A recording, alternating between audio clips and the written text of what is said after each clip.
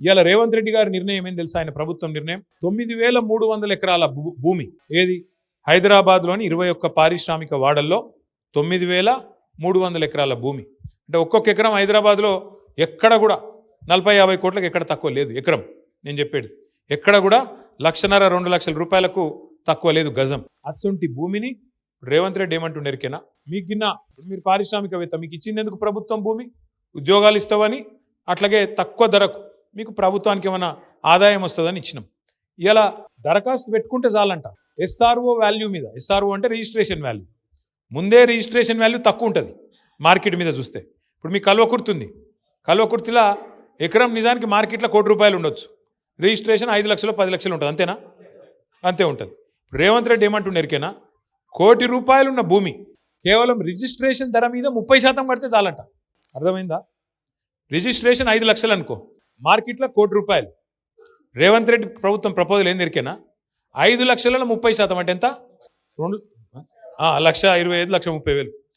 ₹1,30,000 కడితే శాశ్వతంగా ₹1,00,00,000 భూమి నువ్వు తీసుకో, అపార్ట్మెంట్లు కట్టుకో, ఏమైనా చేసుకో అంటున్నావు. ఇది దోపిడీ కాదా? ఇంతకు మించిన దోపిడీ ఇంకేమైనా ఉంటుందా?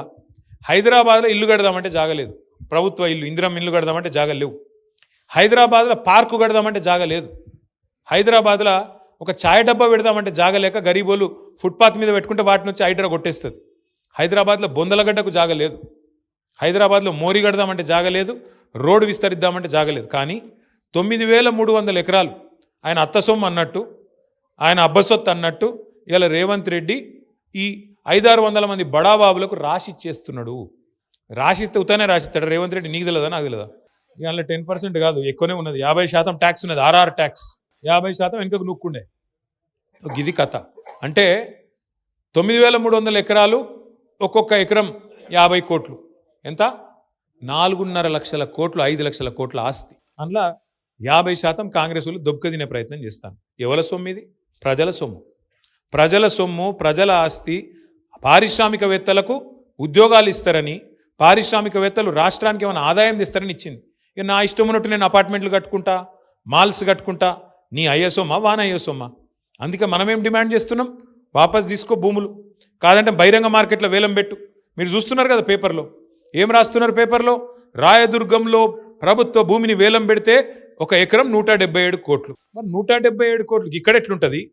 2 కిలోమీటర్ల అవతల ఎకరం 3 కోట్లు ఎట్లుంటుంది? ఇది దోపిడి కాదా? మరి ఆలోచించద్దాం మనం. సరే, రేవంత్ రెడ్డి ఇవాళ ఉంటాడు, రేపు బీక్తాడు. ఆ పైసలు, మరి ఆ ప్రభుత్వ పైసలు, ప్రజల పైసలు ఎడపోవాలి. అది ఇవాళ మన పంచాయతీ. ఇంత దోపిడీ జరుగుతుంటే కూడా మనం చర్చ పెట్టకపోతే, ఇంత దోపిడీ జరుగుతుంటే కూడా మనం మాట్లాడకపోతే చరిత్ర మనల్ని క్షమించదు.